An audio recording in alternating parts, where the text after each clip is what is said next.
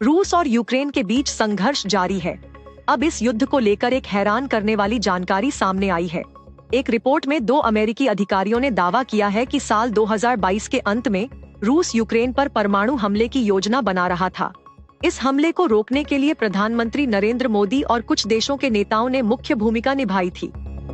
आगे इस खबर को विस्तार से जानेंगे, लेकिन उससे पहले आप आज तक AI के चैनल को सब्सक्राइब कर लें। CNN ने रविवार को ये रिपोर्ट जारी की है, जिसमें कहा गया है कि प्रधानमंत्री नरेंद्र मोदी और कुछ देशों के नेताओं ने रूस के राष्ट्रपति से बात कर यूक्रेन में होने वाले परमाणु हमले को रोकने में मदद की थी।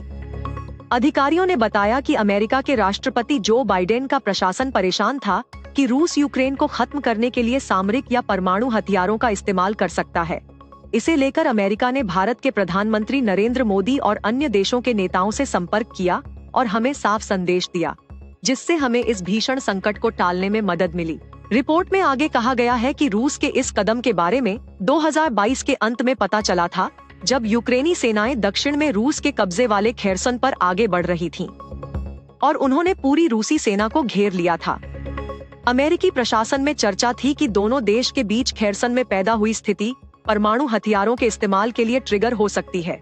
इसके बाद अमेरिका ने भारत सहित साउथ के अन्य ग्लोबल देशों से मदद मांगी। वरिष्ठ प्रशासनिक अधिकारी ने कहा कि अमेरिका की गुहार के बाद भारत, चीन सहित अन्य देशों ने रूस से संपर्क किया और दबाव बढ़ाया। रूस यूक्रेन वॉर के मामले में भारत ने हमेशा नागरिक हत्याओं की निंदा की है और युद्ध के शांतिपूर्ण समाधान का आह्वान किया है। पीएम मोदी ने उज्बेकिस्तान में SCO समिट के मौके पर पुतिन से कहा था कि ये युद्ध का युग नहीं है। बता दें कि रूस और यूक्रेन के बीच जंग 24 फरवरी 2022 को शुरू हुई थी, जो अब तक जारी है। 2 साल से ज्यादा वक्त के बाद भी न तो रूस और न ही यूक्रेन पीछे हटने को तैयार है। रूसी सेना ने फिलहाल यूक्रेन के कई शहरों पर अपना कब्जा जमाया हुआ है। पूर्वी यूक्रेन के बखमुत शहर पर कब्जा सबसे अहम है। ये यूक्रेन की राजनीति का केंद्र कहा जाता है।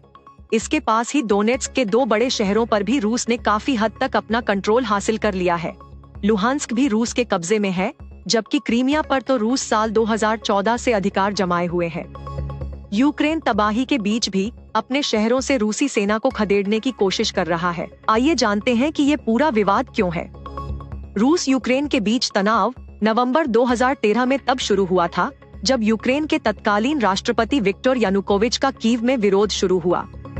यानुकोविच को रूस का समर्थन हासिल था, जबकि प्रदर्शनकारियों को अमेरिका और ब्रिटेन का समर्थन था। बगावत के चलते फरवरी 2014 में यूक्रेन के राष्ट्रपति यानुकोविच को देश छोड़कर रूस में शरण लेनी पड़ी थी। यहीं से विवाद की शुरुआत हुई और पलटवार करते हुए रूस ने दक्षिणी यूक्रेन क्रीमिया पर कब्जा कर लिया। बात यहीं नहीं रुकी। रूस ने यूक्रेन के अलगाववादियों को खुला समर्थन दिया। तभी से यूक्रेन सेना और अलगाववादियों के बीच जंग जारी है। आपको ये स्टोरी कैसी लगी, हमें कमेंट सेक्शन में जरूर बताएं। ऐसी ही स्टोरीज और अपडेट्स पाने के लिए सब्सक्राइब करें आज तक AI।